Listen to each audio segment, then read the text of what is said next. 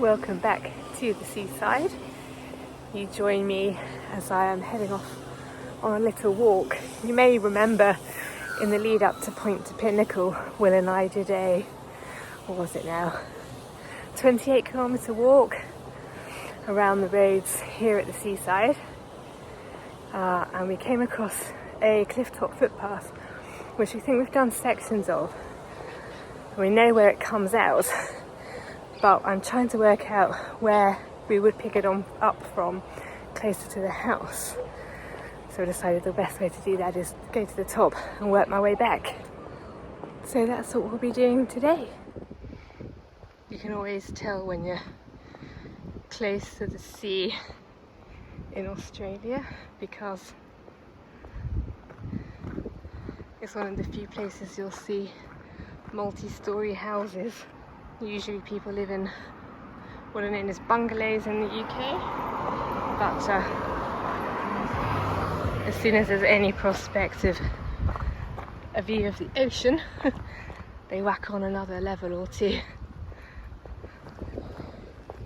This is where we're heading to get onto the footpath. Red Bluff it's called. If you've been to the beach with me before, you'll know that whenever I walk along the beach, I tend to have a route which is to the bluff and back to the house. It's maybe about a 3-ish kilometre round journey. The bluff is essentially a headland which sometimes you can navigate around and other times you can't. So it's sort of a natural dead end a lot of the time, depending on tide and time of year. It's a little bit of wind, but as you can probably see, it's a really nice afternoon. I have sort of levels of temperature that I enjoy doing things in. So it's about 4 in the afternoon and it is about mid-20s, which is, I think, nice doing relaxing things in weather. When it comes to the beach here and going in the sea, it's something I don't mind doing, but it's a very, very rough sea, and as far as I'm concerned, more or less basically comes straight from Antarctica. So I don't tend to go into the sea unless it's a 30-degree day. And if I'm working on the garden, I prefer it to be below 10, ideally. So this is lovely, relaxing, having a picnic, going on a nice stroll weather. Not quite warm enough to go in the sea, and a bit too warm to comfortably work outside. Now, you may have noticed, although it's not quite so bad since the wind has picked up, the elephant in the room is all these pesky flies. Now, unlike in the UK, when flies know how to behave, which is to say, if they come inside the house, they fly round and round and round the light fitting in the kitchen, or if they're outside, they're minding their own business. Australian flies really just want to get on your face. It's their one main ambition in life. They want to go on your lips, they want to go in your eyes, they want to go up your nose, they want to go in your ears. So luckily, in all things considered, I've seen it worse. In other parts of Australia it's much worse that I've been to, particularly towards the centre, and it's not a year-round problem, it's very weather dependent, so come later on, autumn, winter, they'll vanish.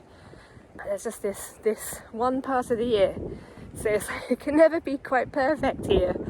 It's the time of the year that you're most wanting to be outside correlates with the time of the year you're most likely to get bombarded by really horrible flies. Anyway, can't have it all. I'm heading towards where I know the footpath starts or ends, depending on which way you're doing it. And so what I want to do is now work my way back towards the town and see where I come out. As you can see, we're at the sea. There's a nice beach down there, sort of, it's part of the same beach that I like to walk along, but it kind of has a separate feel because it's slightly offset slightly set back with a little bit of headland space size. However, we're eschewing the beach today, and this is what we're trying to find. Trying to find our way back to the town. Let's hope we can manage that. Can you see that? It's a type of animal called an echidna. It's a bit like a hedgehog in terms of its low to the ground and spiky. I did wonder if I'd see lots of wildlife on this track. In fact, the main thing I am concerned about encountering, to be honest, are snakes. So we'll see how that goes. Not that they're necessarily particularly dangerous if you're cautious around them, but they can take you a bit by surprise. This is the sort of terrain I'm walking through. Kind of reminds me of some of the footpaths at home. One of the more recent ones that I built through this sort of tunnel of, this would be tea tree.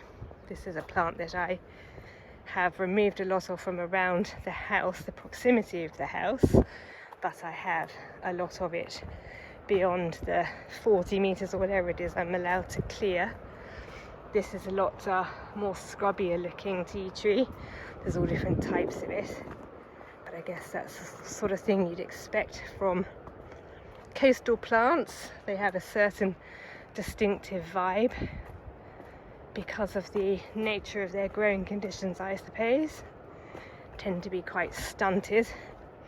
Anyway, I'm going to crack on and I will catch up with you should anything of note arise, or if not, I will see you at the other side, hopefully back in town.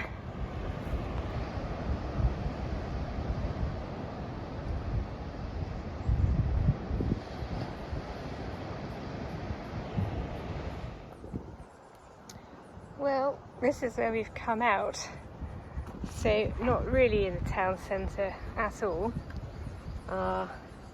Marlin Road, that's cool, so it's not quite what I was expecting.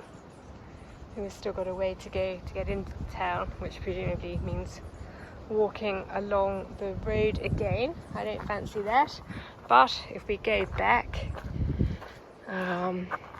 Mullet Road, if we go back, there is a set of steep steps down to the beach, so I am going to do that instead of walking back along the road, because this is much more enjoyable. So that's a shame that this Clifftop walking track didn't really come to much.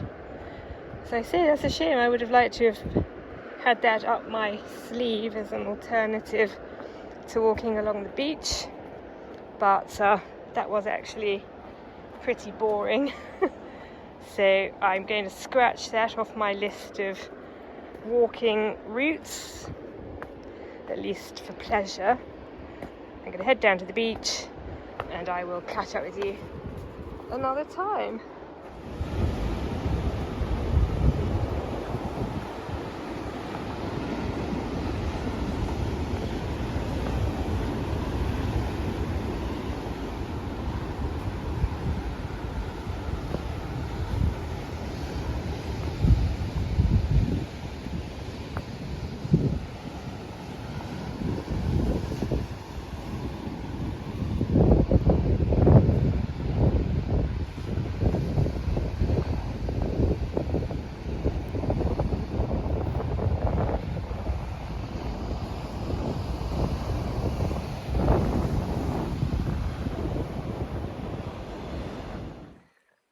One of the benefits of being back at home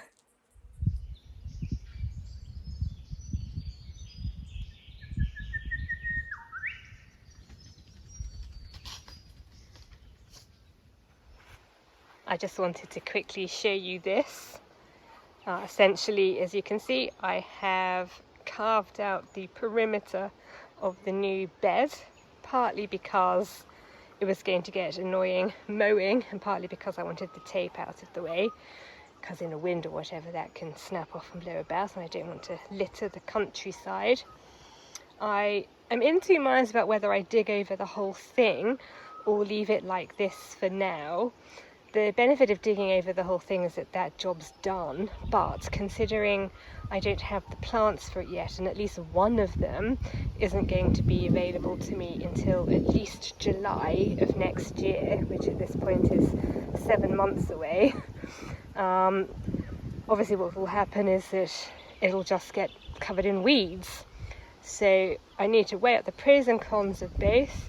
I think certainly when I do start getting some of the plants, there's no point getting it now. I might have to wait a bit just so that the worst of summer is behind us. But who knows, I may change my mind. At least for now, it's started, and you'll get a bit of a probably better idea of how that's going to look. I don't know if we'll see them, but in here there are a family of swamp hens, including a there, you just see one of the parents, including a clutch of chicks.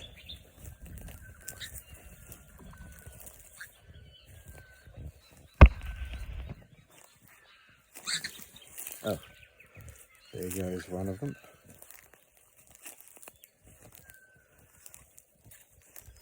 I don't know if you'll be able to see it.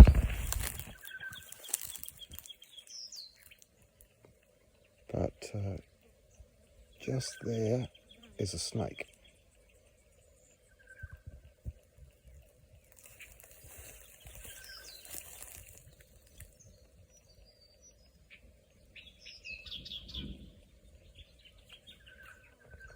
That doesn't necessarily bode well for the family of swamp hens, actually, who we're not able to see.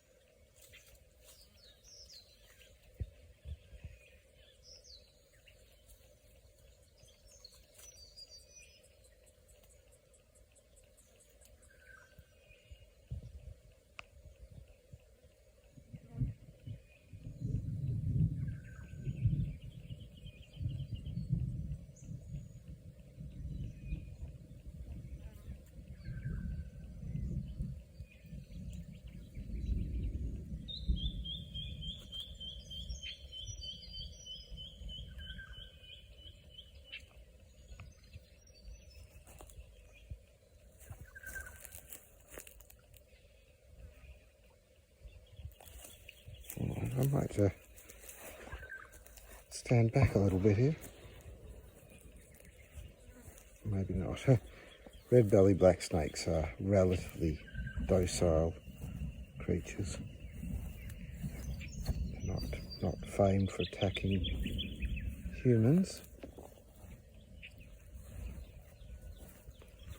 Having said which, they are quite venomous. There it is.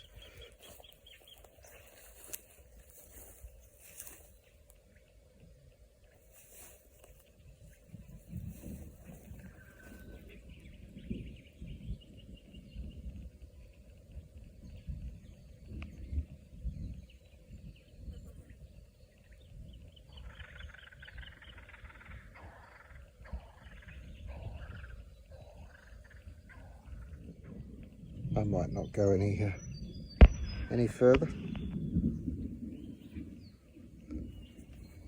It's very warm and very humid right now.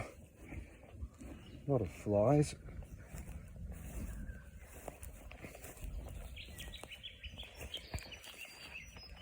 Yeah, somewhere in there